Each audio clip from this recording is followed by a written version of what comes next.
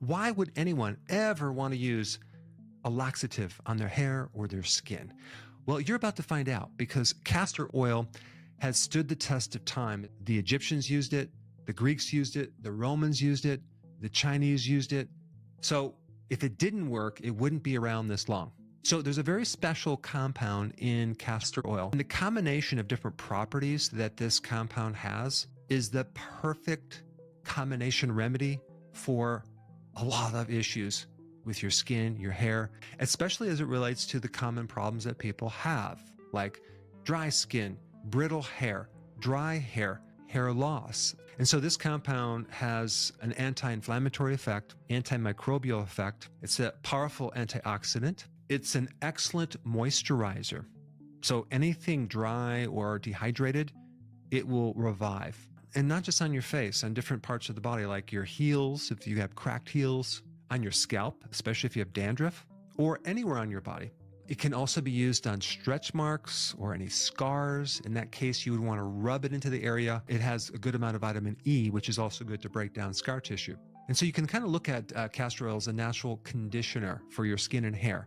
It penetrates those tissues and it helps to increase circulation, especially if you're using it on your hair. It goes into the follicles where the roots are. And so it can help balance this offset of pathogens versus your friendly bacteria. It won't affect the friendly bacteria on your skin, but only the unfriendly bacteria, which is quite fascinating. And it also has some additional omega-3 fatty acids, which is good for inflammation. So when you think of castor oil, think of like anything with like itis, dermatitis especially, or you can even use it for joint pain as well. Now, some people also use it for acne.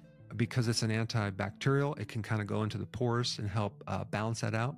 Other people might use it for styes in the eye, which could be an infection. And it seems to balance out inflammation as well as the creating this antibacterial effect. It also has an antifungal effect, so you could use it on toenail fungus or yeast infection. Some people even use it for dry eyes. I'm not going to necessarily recommend that you start putting it in your eyeballs, but topically, I think it works great.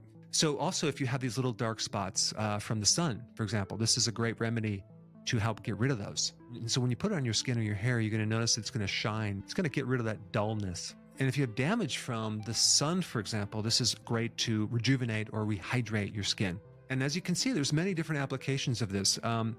There's also recipes to add aloe vera to it as well to put on the face. So you can get really creative. But castor oil by itself is a no-brainer. It's relatively inexpensive. I would make sure that you get cold pressed, get the one without the hexane solvent, because if there's any traces of hexane, it can dry out your skin. I mean, hexane is what they use as a solvent to process and make seed oils, right? And so people are consuming unknowingly a tremendous amount of hidden seed oils when they don't realize that hexane is probably one of the residue chemicals in seed oils. The Jamaican black castor oil works a little better if you have anything related to a hair problem. Like, for example, you want to help with the stimulation of hair growth, use the Jamaican black castor oil, works a little bit better. Castor oil can help an overactive immune system, especially as it relates to alopecia. So I just wanted to create this short video to talk about the wide spectrum benefits of castor oil. And I mean, it really has